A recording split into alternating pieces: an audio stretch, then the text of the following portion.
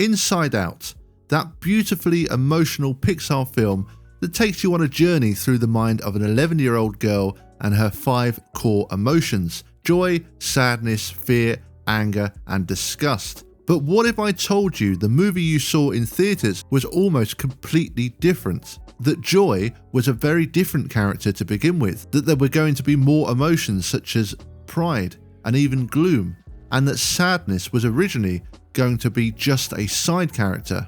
The Inside Out we now know is just one version of the story. In this video, I'm diving deep into the scrapped ideas, deleted characters, and the completely different versions of the plot that Pixar ended up scrapping. Development on Inside Out was started all the way back in 2009, and the idea was born from director Pete Docter's own experience watching his daughter grow up. He noticed how she went from this bubbly, joyful kid to somebody who was more withdrawn as she entered her pre-teens. Sound familiar? Well, that emotional shift sparked a question: what exactly is going on inside her head? And that's how the idea for the movie was born. But the first drafts of the movie were a lot messier and quite different. For starters, Riley's emotions weren't just 5. Some early versions of the script had up to 27 emotions in her head. That's right, 27. Can you imagine trying to keep track of guilt, love, pride, hope, despair, and even schadenfreude, the pleasure you get from others' misfortunes, all in one movie? Eventually, the team realised simpler was better, so they narrowed it down to 5 core emotions. And this really helped to bring some clarity to the storytelling.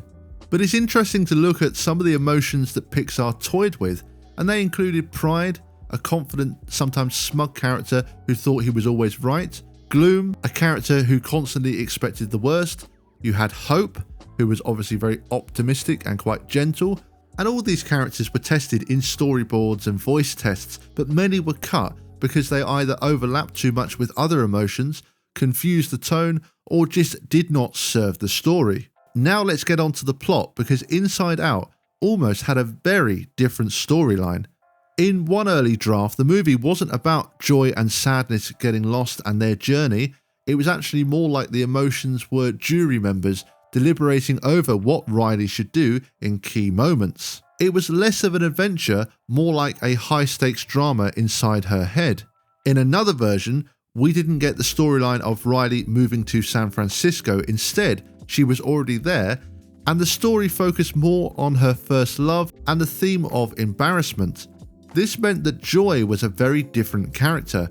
The film's original plot involved Joy trying desperately to keep Riley from growing up by holding on to her childhood. Here's a quote from the film's editor, Kevin Nolting, about the original plot idea.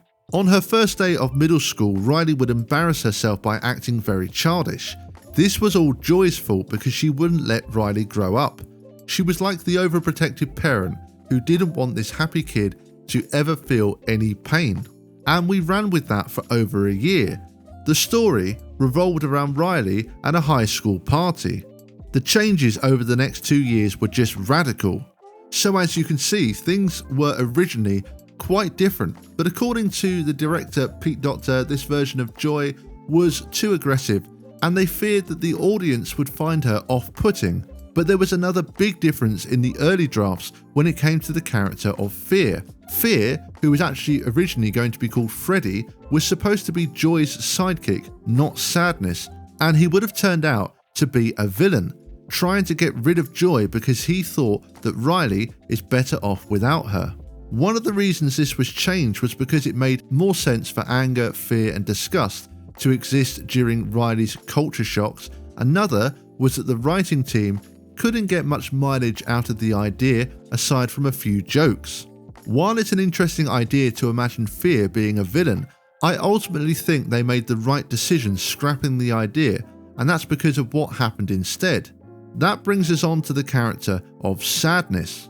One of the most powerful elements of Inside Out is how Sadness evolves from being a burden to the real hero of the story. Originally though, Sadness was more of a side character and Joy was supposed to save the day entirely. Early on, Pixar didn't fully grasp the importance of sadness in emotional growth.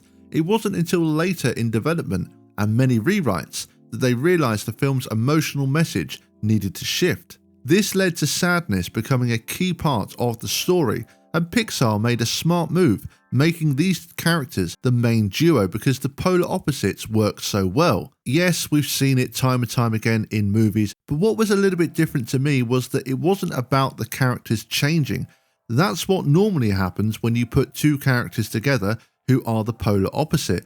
We see their differences, it creates conflict. The characters fight, and then something happens to make them appreciate the other one, and then they start to change their character for the better.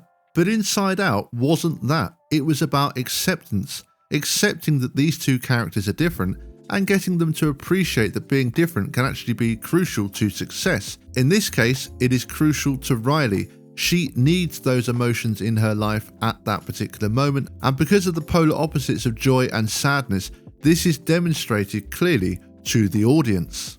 That crucial change to elevate sadness from just a side character elevated the film from just being clever to being profound.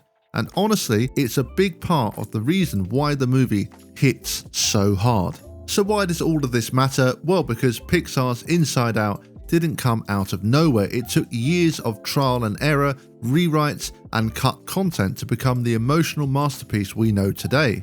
It's a perfect example of how great storytelling is really about good editing and knowing what to cut, what to simplify, and what core principles to hold on to.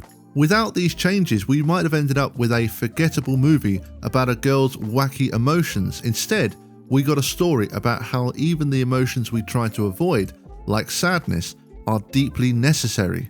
I think we can all agree that as interesting as all of these plot ideas and cut characters sound, I think the final version we got was definitely the right choice.